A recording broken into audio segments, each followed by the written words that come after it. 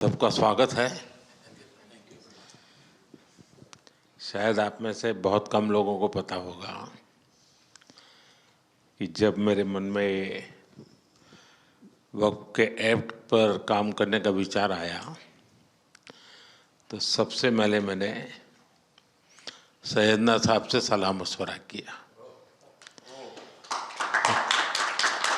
फिर उन्होंने आपको मेरे पास भेजा तो मैंने इनको 3 साल तक परेशान किया कि आप जरा इसको अपने तरीके से देखिए, आप अपनी लीगल एडवाइस लीजिए, मुझे ड्राफ्ट दीजिए। यानी आप कल्पना नहीं कर सकते इतना कंसल्टेशन में उन्होंने मेरा साथ दिया। आप में से जो भी जानकार लोग उनको बात कर करके ले आए और एक एक शब्द फुल स्टॉप कॉमा में क्या करना चाहिए यहाँ तक मुझे मदद मिली। ये बात मेरे लिए कोई नई नहीं थी, कैसे करना उसके लिए आपको शायद याद होगा जब आपके दादाजी सैयदना साहब, अब वो तो 1900 से, तो एक बार मेरे घर पे आए थे तो फिर उसी में से बात निकली पाटन की।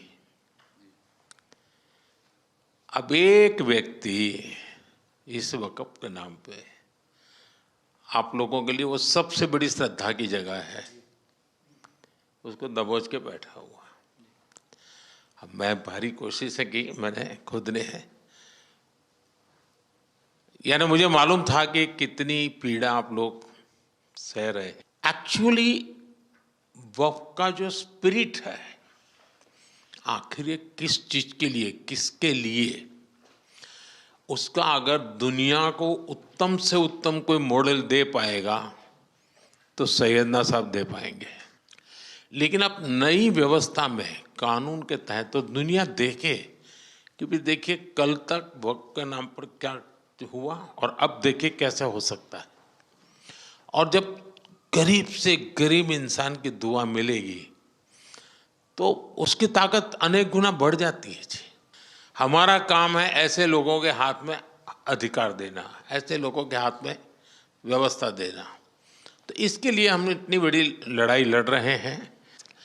वीडो जो है, महिलाएं हैं, उनके साथ बहुत नाइंसाफी हो रही है जी। हमारी कोशिश है कि उनको कोई न्याय मिले, उनकी भविष्य की।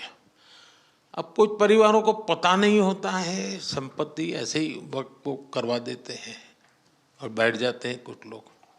तो मेरे पास ये कानून तो बाद में बना, पहले राउंड में जब मेरे पास रिपोर्टिंग आया, जब मैं यहाँ 19 में जीत करके आया तब मेरे पास आया 1700 से ज़्यादा मुस्लिम समाज की शिकायतें थी कि भाई हमें न्याय दो, ये वक़्फ़ वालों ने हमारे साथ ये किया है।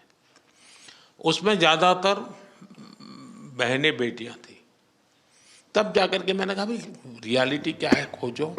तो ये रातों रात नहीं आया है जी, लगातार 5 साल तक हर बारीक चीज़ को कोशिश की समय।